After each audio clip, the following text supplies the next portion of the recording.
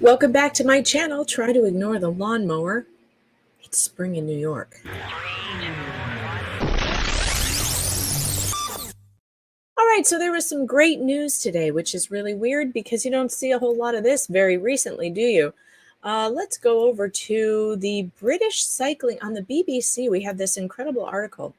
The British have decided to ban men from women's cycling. Can you believe it?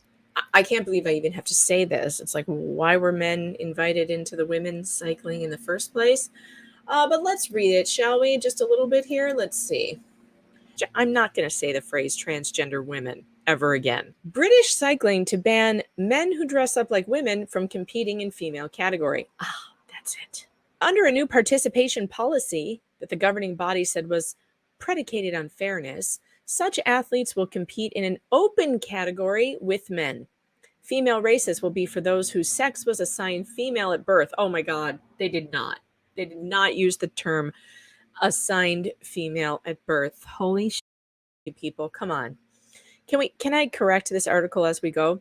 Female races will be for those whose sex was observed as female at birth. The changes will prevent riders such as Emily Bridges potentially being part of the British women's team. Last year, Bridges, the country's highest profile transgender cyclist, was stopped from competing in her first elite women's race by the UCI Cycling World Federation, despite meeting the rules at the time. Bridges reacted to the announcement with a statement on social media calling the change a violent act. Of course it is, because every time you tell a transgendered person no, an angel is murdered. Bridges called the change a violent act by a failed organization that was controlling the conversation on transgender inclusion. He added that the racing scene was dying under its watch and the British cycling was engaging in culture wars. It's not that they were just protecting women so that women don't lose their titles and their sporting events to, I don't know, men. What? But with the governing body at the heart of the debate over balancing inclusion with fairness, its regulations were suspended amid mounting controversy about Bridges, and a review was launched. Research studies indicate that even with the suppression of testosterone, men wearing women's clothes who transition post-puberty retain a performance advantage. Duh! So this is happening. No more men who dress up like women will be riding in the UK cyclists, but they're not being discluded. They're being given a category within the men's division, and they are welcome to compete in the men's division.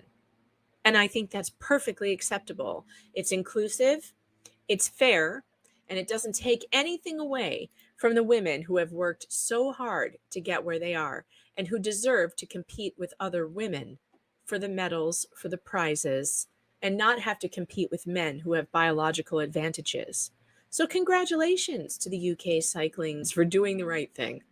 The bricks are falling everywhere.